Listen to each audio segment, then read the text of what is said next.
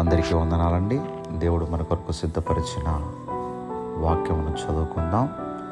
సియోనులో నుండి యెహోవా నిన్ను ఆశీర్వదించును. మనము ఆశీర్వదించబడాలని దేవుని యొక్క ఉద్దేశం. అందుకనే మొట్టమొదటిగా ఆదికాండము 1వ అధ్యాయము మనం చదివినప్పుడు దేవుడు సృష్టిని దాని క్రమమును వివరించిన తర్వాత తన పోలికలో తన స్వరూపములో నరుని చేసి అనే మాటను మనం చూస్తాం. అక్కడ మీరు ఫలించి అభివృద్ధి పొందండి అనే మాట మనం చూస్తాం. అంటే దేవుడు మొదటి మానవులను ఆశీర్వదించాడు, వారిని దీవించాడు. అంటే దేవుని యొక్క ఉద్దేశము ఈ భూలోకములో మనము ఆశీర్వదింపబడాలి, దీవించబడాలి అని. అయితే ఎబ్బేకురేవు దగ్గర యాకోబు భక్తుడు ఒక నరునితో పోరాడినట్టుగా మన వాక్యంలో చూస్తున్నాం.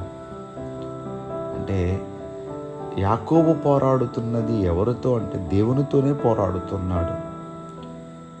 అక్కడ మనం ఆలోచించినప్పుడు యాకోబు గారు ఎందుకు పోరాడుతున్నారు దేవునితో అంటే ఆశీర్వదించమని ఆయన పోరాడుతున్నారు.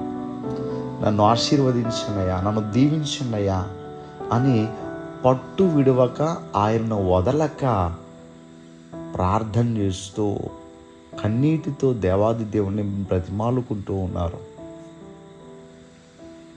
అయితే దేవాది దేవుడు ఇక మీదట నీ పేరు యాకోబు అనవద్దు, నువ్వు ఇశ్రాయేలు అని దేవుడు ఆశీర్వదించినట్టుగా ఆ సందర్భంలో చూస్తున్నాం.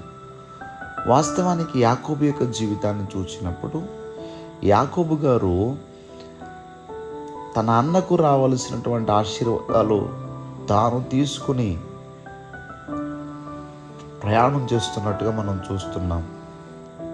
ఎందుకంటే అమ్మ మాటకు లోబడి అమ్మ చెప్పినటువంటి మాట ప్రకారంగా చేయటం వల్ల అన్నయ్యకి కోపం వస్తుంది అని చెప్పి మేనమామ ఇంటికి ప్రయాణం చేశాడు.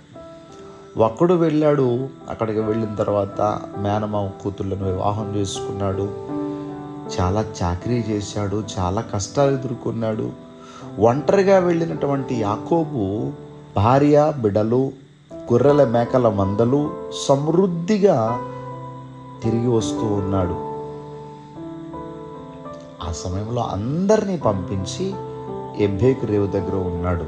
వాస్తవానికి యాకోబు ప్రయాణము ప్రారంభించినప్పుడు ఒక్కడే వెళ్ళినప్పటికీ వస్తూ వస్తూ సమృద్ధిగా అన్ని ఆశీర్వాదాలతో నింపబడ్డాడు.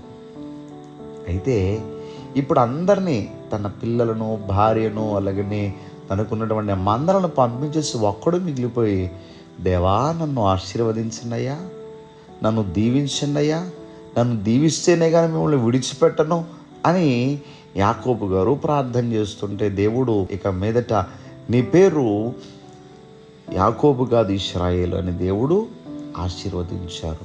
ఇక్కడ మనం ఆలోచించాల్సిన విషయం ఏంటంటే యాకోబు ఏ ఆశీర్వాదాల కోసం దేవుణ్ణి అడిగాడు? ఈ లోక సంబంధమైన ఆశీర్వాదాలా అంటే అప్పటికే యాకోబుకు అనేకమైనటువంటి ఆశీర్వాదాలు కలిగి ఉన్నాడు. ఎందుకంటే ఒక్కడు వెళ్ళినప్పటికీ సమృద్ధిగా అతని దగ్గర కావలసినంత ఉన్నది. అయితే యాకోబు గారు అక్కడ అడిగిన ఆశీర్వాదాలు ఏంటంటే లోక సంబంధమైన ఆశీర్వాదాలు కాదు, కానీ పర సంబంధమైనటువంటి ఆశీర్వాదాల కోసం దేవునితో పోరాడాడు. అంటే ఈ లోక సంబంధమైన ఆశీర్వాదాలు ఉన్నాయి, పర సంబంధమైన ఆశీర్వాదాలు కూడా ఉన్నాయి. సియోనులో నుండి యెహోవా నిన్ను ఆశీర్వదించును అనే వాక్యం ద్వారా దేవుడి రోజు మనతో మాట్లాడుతున్నారు. నీవు ఈ భూలోకంలో జీవించడానికి కావలసిన ఆశీర్వాదాలు పొందుకోవాలి, పరలోక సంబంధమైనటువంటి ఆశీర్వాదాలు పొందుకోవడానికి కూడా ప్రభు వేడుకోవాలి. కనుక ఇహమందు పరమందు ఆశీర్వాదాలతో నింపబడాలని దేవుడు కోరుకుంటూ ఉన్నారు. కనుక అట్టి ఆశీర్వాదాలతో మనం నింపబడదాం. మీ అందరినీ దేవాది దేవుడు సమృద్ధిగా ఆశీర్వదించునుగాక. దయచేసి ప్రార్థన చేసుకుందాం.